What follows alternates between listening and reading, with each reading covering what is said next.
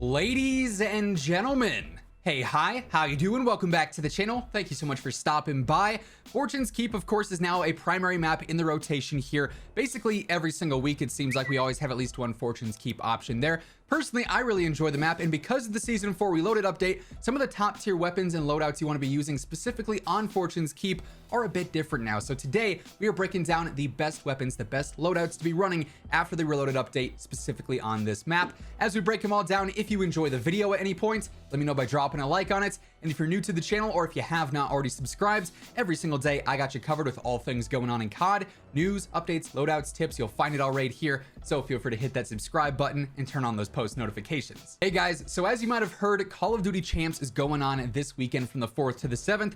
And with that, Gamer Advantage is hosting a special sale where my partner code WhosImmortal is actually going to get you 20% off because everything on the site is already going to be 10% off. So stacking my code on there gets you that increased discount. Now I'm hoping LA Thieves has the advantage at COD Champs. And if they do, if they come out on top and win the whole thing, everyone who uses code WhosImmortal this weekend from the 4th to the 7th is going to get an extra $50 gift card in their order, which is obviously a W. So if LA Thieves gets the advantage, they take the W, we all take the W as well. If you want to pick up a pair of glasses for yourself, link for that will be down in the description below. So when it comes to the loadouts here, first up, the sniping meta is a little bit back on the smaller maps, Rebirth and Fortune's Keep, because the updates that we saw to some of the aggressive ones a few days back, including the Swiss, which, as we know, was previously one of the top tier aggressive snipers in the game.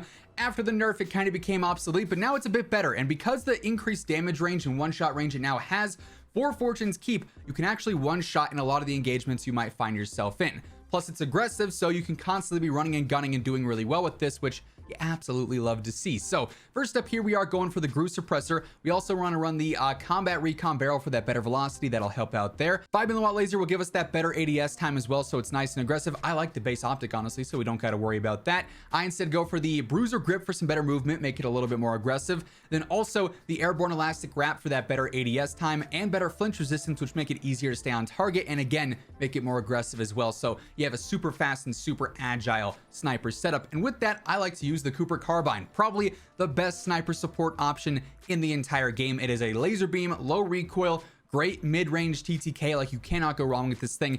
For this, we're going for the MX silencer, the Cooper custom barrel, the 2.5 times optic, perfect for some of those close and medium range fights. I like the skeletal stock to increase that mobility a bit. It's going to make it nice and aggressive for running around with. Obviously, you don't always want to have your sniper out in case you run into a close range fight. We're also running the Carver foregrip for some better control there. For the magazine, I'm still running 9mm60, even though it was nerfed. It's still super easy to use.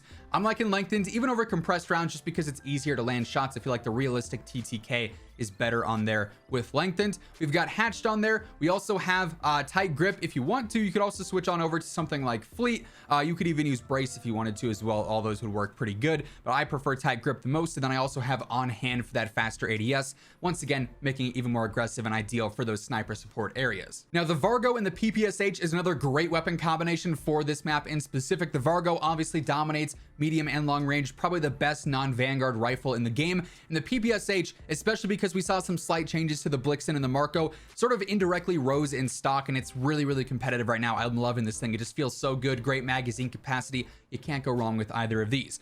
Of course, we all know the Vargo setup by now. It's very basic. Grew Suppressor, Task Force Barrel. We got the Spetsnaz grip on there as well. We're gonna go for the 60 round mags, then of course the 3 times optic as always. Nothing ever changes with the Cold War rifle setups. Then for the Vanguard PPSH, I still prefer the ADS build over everything. The hipfire one, of course, that we've covered before, is super fun, but just for general consistency, you probably want to go for the ADS build, which is recoil booster, the 300mm barrel, just better control, better velocity, and it really doesn't slow you down all that much, if I'm being honest with you. I like the ISO 3P iron sight variant, nice and clean, easy to stay on target. Remove stock, better hip fire, also better movement speed as well, which is a W. We've got the skeletal underbarrel on here. If you want some control, you could always go for the steady. You could go for compact even for a better strafe speed, or hand stop if you wanted to. For the magazine, just the basic extended mag, Urenco 71. We've got subsonic on there to stay off the mini map. We've got taped for better movement as well. Perk 1, I'm going to go for tight grip, again helps out with that control. Then perk 2, we've got quick for that better sprint speed. Super agile, super aggressive, and super reliable SMG right now. Next up, we've got a combination of the bar and the Type 100, two TTK beasts. The bar, especially through like the first 40 meters, which is fights you'll find yourself in a lot on Fortune's Keep, has a very strong TTK. Then over range, it's also very competitive as well. And we all know the Type 100 is a demon in the SMG category when it comes to just erasing everyone. The TTK is absurd here. So for the bar setup, it's gonna be pretty basic, something that we've covered a lot in the past. MX silencer, we got the 30-inch barrel on there for the better control and velocity. We're also running the 3 to 6 times scope, nice and easy for any ranged fight there. Chariot WR stock for that better control. We've got Carver on there for better control as well. Clouser for that better fire rate, better control, speeds it up a little bit and makes it a little bit more reliable. We got lengthened, we got hatched on there per usual with all the rifles.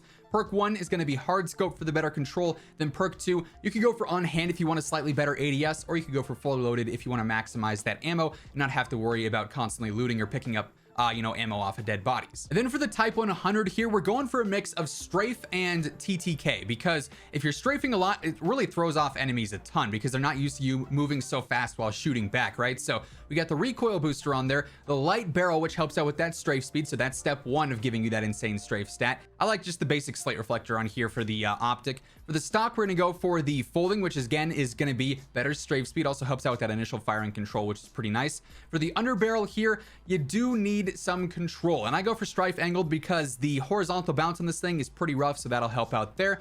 For the magazine, for the best TTK, 30 Russian short's the way to go. It's only 36 rounds though, so if you're not comfortable with that, you can use the 48, but the TTK won't be as fast, so just keep that in mind. Subsonic again to stay off the map. We're gonna end up going for hatched here for the better control yet again.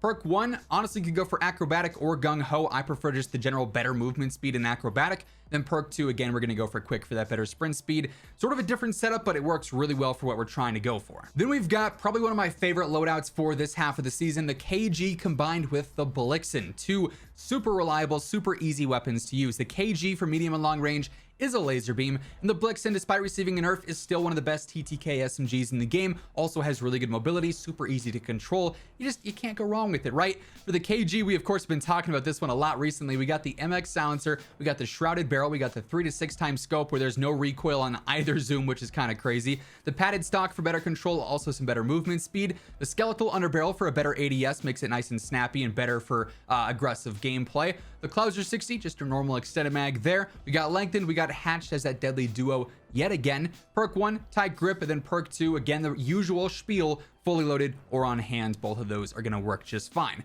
Then for the Blixen, it's the same setup that we were running pre-Season 4 Reloaded, because the setup that we run didn't really receive any major nerfs. We got the F3 barrel recoil booster, just the basic slate reflector yet again. Remove stock here is going to give us some great mobility. I like the compact underbarrel for the strafe speed, makes it a little bit faster and fun to use.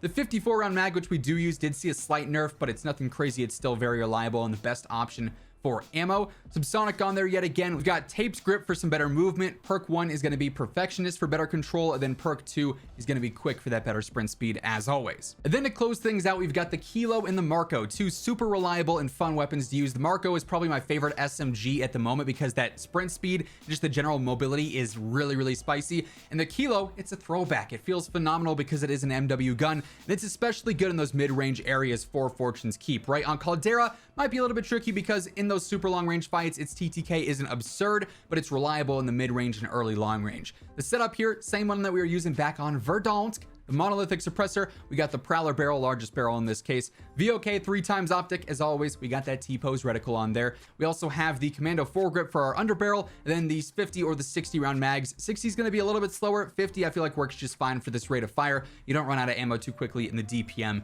is still perfectly fine. And then for the Marco, this is basically a combination of low recoil and great mobility. So we got the recoil booster. We also have the 342 barrel for that better control and velocity. Really, it doesn't slow you down much, but it makes it way easier to use. Slate reflector, we've got the FR stock for that better initial control, ADS speed, and movement speed. We've got the skeletal underbarrel for the better ADS speed and movement speed yet again. The 64 round drums, 48 also works, but 64 is going to be the most consistent in my opinion. Subsonic on there as well. We again have taped for the better movement. Perk 1, we've got gung ho, so we can sprint while firing, and then also we've got quick on there yet again to close things out. And that being said, those are the top 5 best loadouts to be running on Fortune's Keep this half season. That's gonna wrap things up for today. Hopefully you enjoyed the video. If you did, let me know by dropping a like on it. And if you are new to the channel or if you haven't subscribed yet, every day I got you covered with all things going on in COD. News, updates, loadouts, tips, you'll find it all right here. So feel free to hit that subscribe button. And once again, thank you so much for tuning in. And until next time, take it easy, have an awesome rest of your day, and I will catch you guys later. Peace out.